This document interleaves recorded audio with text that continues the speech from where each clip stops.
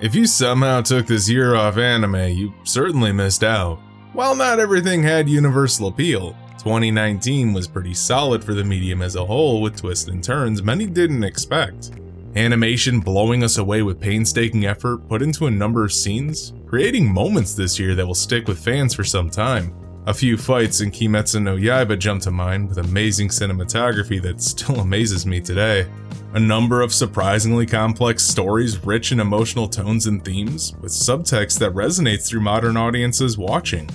Asuka is still a standout in terms of character, through her struggle with PTSD furthered by the constant calling to war and conflict, as that has become the defining feature in her life. And more than a few good laughs that remind me watching anime is meant to be fun, as I look back on Demon Girl and silently beg for a season 2. Well, not so silently anymore, I suppose. I want to look back on those moments fondly, with the year closing out, to celebrate not just what we got, but my hobby, as through the often jaded persona, self-deprecating humor, and caked-on sarcasm, my genuine appreciation for anime is often lost. So let's look at some of my top picks for anime in 2019. Studio Bones' adaptation of One's Mob Psycho 100 stood out as a testament to how great anime can truly be. As a series that managed to deliver stunning visuals that complement a story about adolescence with themes of maturation and self-acceptance through the lens of psychic powers. A story that resonates with anyone and everyone about our place in the world, society, and how we view ourselves, told from the perspective of this emotionally stunted boy.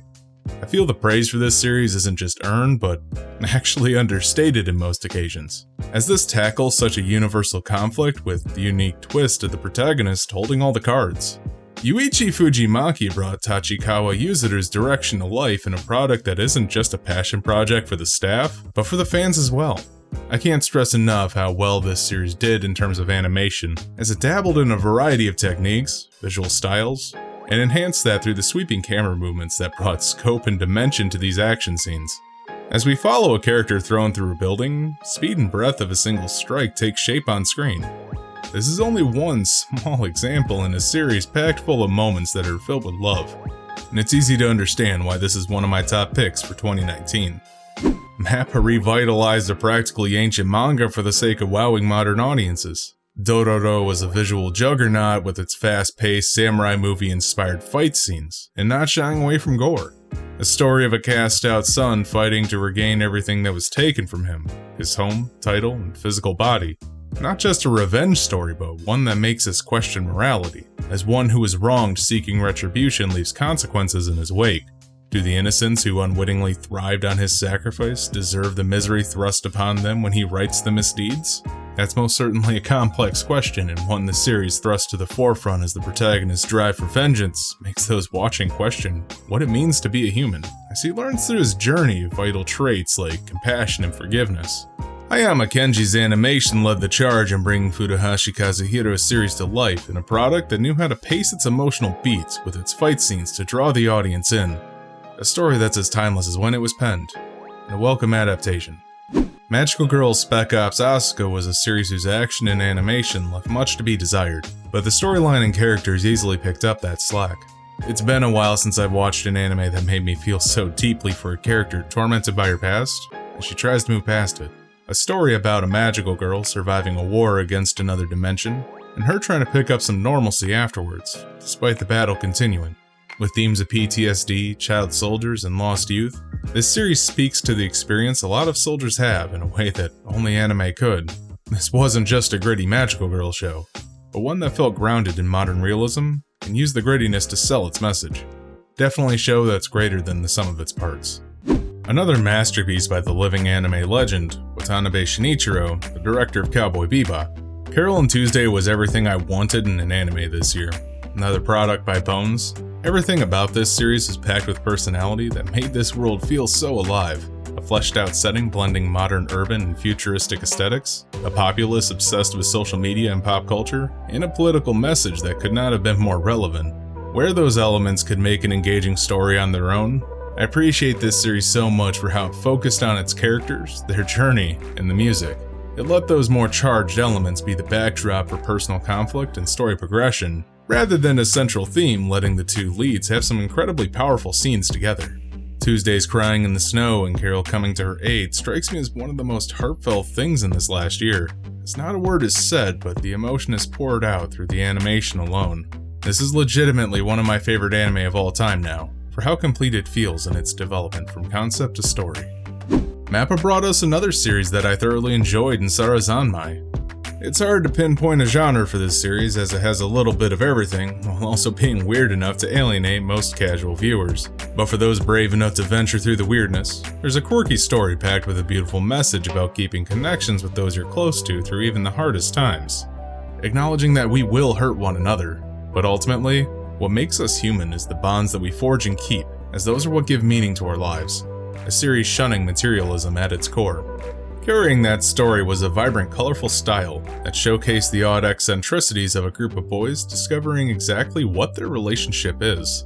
Not everything on screen is literal in the story, as it takes a lot of cues from the Monogatari series in its choices, conveying the confusion of youth in a way that's visually stimulating.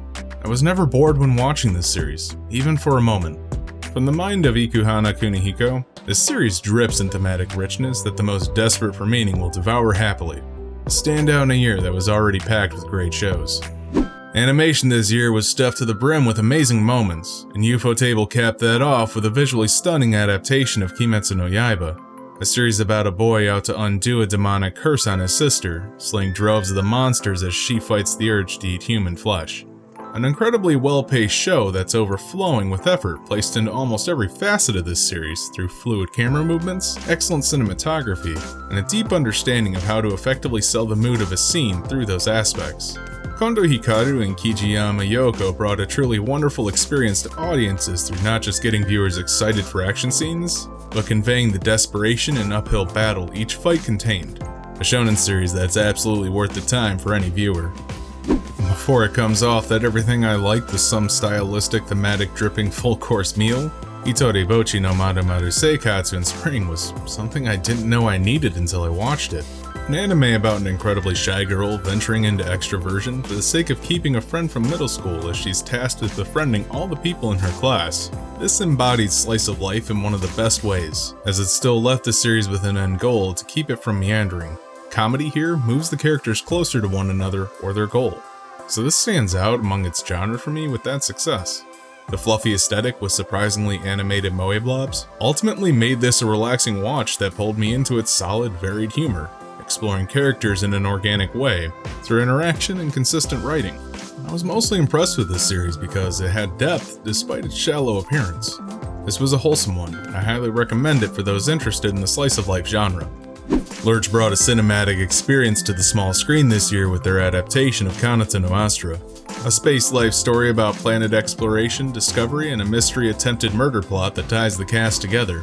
I have a soft spot for anime set in space, and I've really not found many that try to explore alien environments in a way that treats them like they're alien. In a future where space travel is commonplace, but humanity hasn't ventured far from the planet they're currently inhabiting, a group of high school kids is transported thousands of light years away on a camp trip where they now have to survive a planet-hopping adventure home. Plot twists were abound on this one. I often felt like I was watching a movie when I sat down for this series, as it used many of the same camera techniques and framing not typical of television anime. The camera depth, scope, and movement, along with the aspect ratio, helped fill the frame with these worlds, showcasing how grand this series was. Ando Masaomi, along with series creator Shinohara Kenta, worked together to give us a great adaptation and a true marvel for what television anime can be. While animation is important, I don't feel excellent quality is necessary for ensuring a series is good, and Milipensi's Copcraft was a great example of this. This show felt more like a brutal Western procedural drama than a typical anime with its heavy Western influences and sleek modern setting that stood out with the fantasy elements of an elven character in a typical Californian city. Add magic, cultural clashes, and modern politics to the mix, and you have a nice mishmash of genres that build an intriguing world. The creative edge in this series I felt elevated it into a good show for me, because there isn't really much else like this in anime. And to show how great comedy can be, JC Staff's Machikado Mazaku launched itself securely into one of my favorites of all time with its quick wit, fast-paced jokes, and background elements that add layers upon layers of enjoyment. This wasn't a show I expected going into it, where the mean-spirited humor greatly endears the audience to the main character.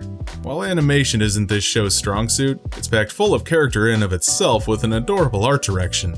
The otherwise dry line delivery and comedic style, juxtaposed against the fluffy, sweet art, was a clash that worked for this show's benefit to keep me invested. Not to mention a sweet, heartwarming story that unfolds as a result of said humor, where the characters invested build a close bond despite being naturally antagonistic towards one another due to their assigned roles. Whatever good I can say about this series isn't enough, and I was pleased to find it. Where CG has often been viewed as the bane of modern anime, Studio Orange's adaptation of Beastars defied that stereotype by pouring its heart and soul into its animation, doing things most traditional shows could only dream about with the free-floating camera and entirely CG environments. A series about anthropomorphized animals, carnivores pitted against herbivores by instinct, while trying to keep their fragile sense of society together, a rabbit and wolf somehow find love. And the characters in this series are anything but what one would expect, with an otherwise introvert pushed out of his comfort zone by his urges and desires to find what piece of happiness he can. A romance story containing a dark twist that isn't in of itself dark. While CG was the bread and butter of this series, it wasn't content to dabble in only that, experimenting with a variety of styles to showcase character moods, and a wonderful stop-motion intro. Definitely a project people should check out. And lastly, Isekai has managed to surprise me this year by having a story that's uniquely Isekai, but so averse to the genre tropes with Ajiado's adaptation of Honzuki no Gekko Kujo.